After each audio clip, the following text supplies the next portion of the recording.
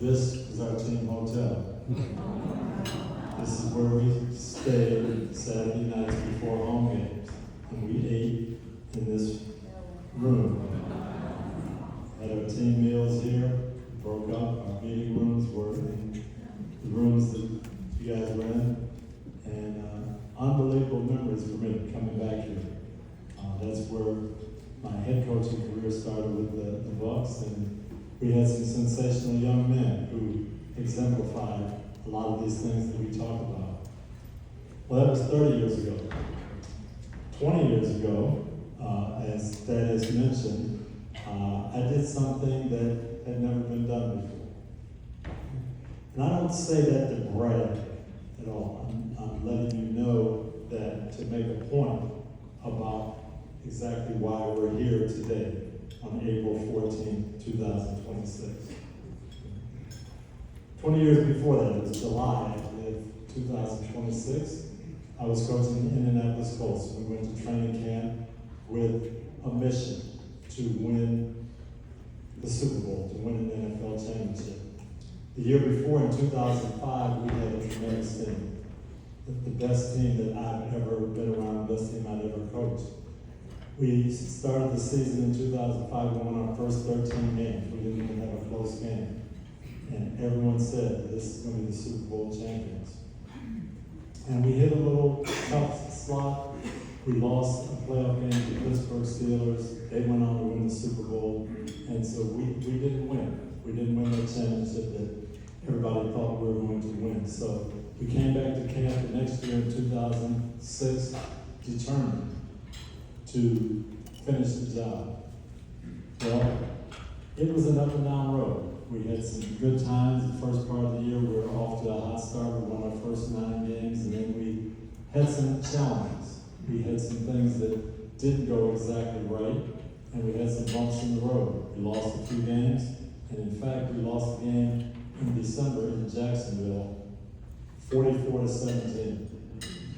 And everyone around the country and in Indianapolis said, well, that's over. The window's closed. There's no way you can come back from a meeting like that and win. Well, our guys would not take no for an answer. They wouldn't let anybody else define them.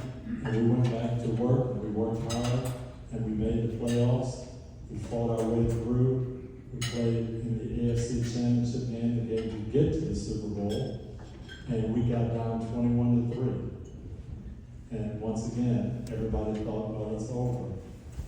Nobody at that time had ever come back in the championship game for more than a 10-point deficit. We were down 18 points.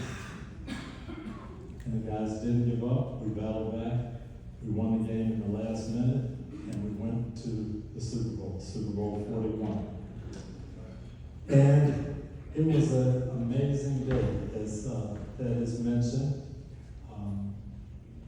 Up to that point, there had never been an African-American coach in the Super Bowl.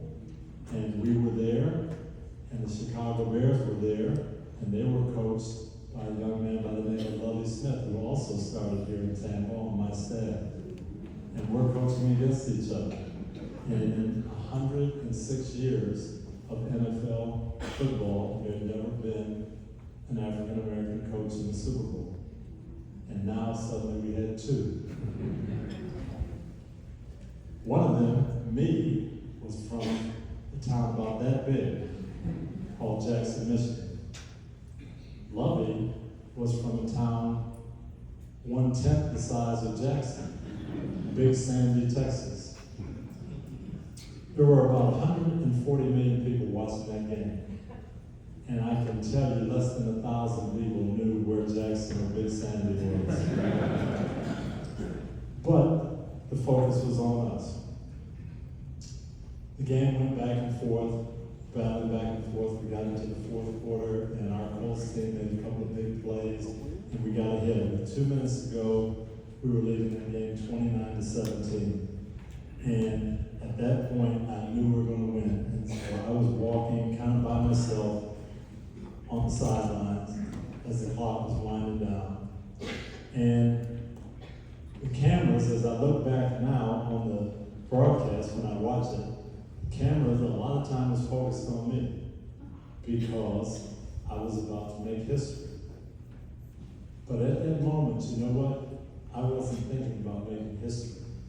You know what I was thinking about as I was walking by myself on that sideline like this? I was thinking, how in the world did I get here? From Jackson, Michigan. Nobody in our city had even been to a professional sport. Nobody made it in the pros. Didn't have any of that history. How in the world did I get here? So I started thinking, and this was racing through my mind in the last 2 minutes of the game. What did the Lord do to get me here from that little small start? Well, a lot of people came to mind because, as Elevate says, no child does it alone.